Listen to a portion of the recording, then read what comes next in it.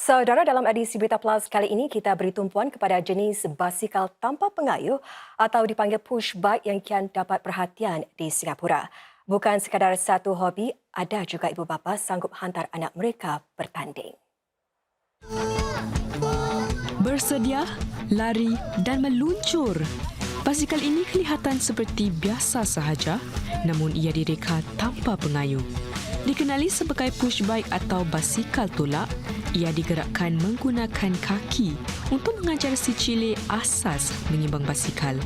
Dan ia kian menjadi kegemaran ramai termasuk Falisha Syafizan Hanis, 4 tahun, yang sudah setahun ceburi sukan ini dengan sokongan ibu bapanya.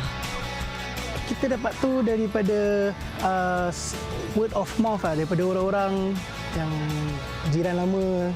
Dia tanya tak masukkan anak ke push bike scene ke. Dan baru from there kita research on push bike lah. Bermulanya dengan anak sulung saya, Farish. Mula dalam umur dalam setahun. So turun-temurun kepada adik-adik dia.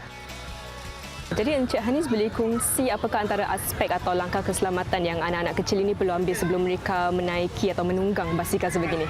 Aspek keselamatan untuk menunggang basikal ini adalah pertama helmet, glove, knee pad dengan elbow pad. Kenapa pilih basikal sebegini daripada basikal 4 roda? Basikal ini untuk kita prepare for the next phase of pedals bike. So kalau mereka dah bagus dalam balance bike ni, diorang tak payah perlu balance, tak payah perlu training wheels on the pedal bike lah. Daripada suka-suka, beliau dan isteri mula memasukkan anak-anak mereka dalam pelbagai pertandingan di Singapura dan di seberang tambak. Malah, mereka sanggup meluangkan masa berlatih bersama rakan-rakan ibu bapa dalam kumpulan Aero Kids sehingga ke malam hari. Satisfaction boleh tengok anak tu compete dengan warga seberang kita Malaysia, kerana anak-anak mereka semua dalam bagus dalam di push bike scene. Saya rasa aktiviti ini memberikan saya opportunity untuk meluangkan lebih masa bersama anak saya ketika latihan bersama Aero Kids. Saya berpuas hati yang mereka dapat ketabahan diri, dapat keyakinan diri jugalah untuk diorang. Dan juga yang pentingnya mereka tidak ketagih dengan gadget-gadget sekarang lah.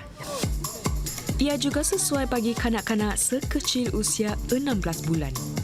Saya suka main push bike kerana boleh train dengan kawan-kawan, dengan race dengan kawan-kawan.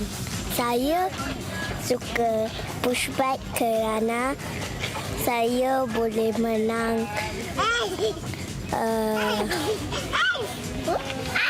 piala, menang emas. Malah, minat dan pertandingan sebegini berjaya mewujudkan satu komuniti merangkumi ibu bapa dan datuk nenek si cilik. Populariti sukan ini meningkat sejak diperkenalkan pada 2017 oleh syarikat Strider Singapore, iaitu satu-satunya pengedar basikal imbang jenama Strider di negara ini. When we first brought Strider into Singapore, we had our very first competition and we only had 30 kids take part. And over the years it's grown. Actively, we have about maybe 400 plus members. Then active racers, we have about 100 over active racers currently.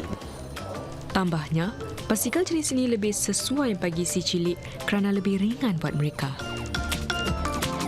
If you want to get your child started at like 4 years and below, right, they won't have the energy, their legs won't have the power to be able to push the pedals because training wheel bikes are about 10 kg heavy or more, whereas our bikes start at 2.5 kg. Jadi Julian, untuk basikal tolak kecil sebegini, ia sesuai untuk golongan usia seperti mana ya?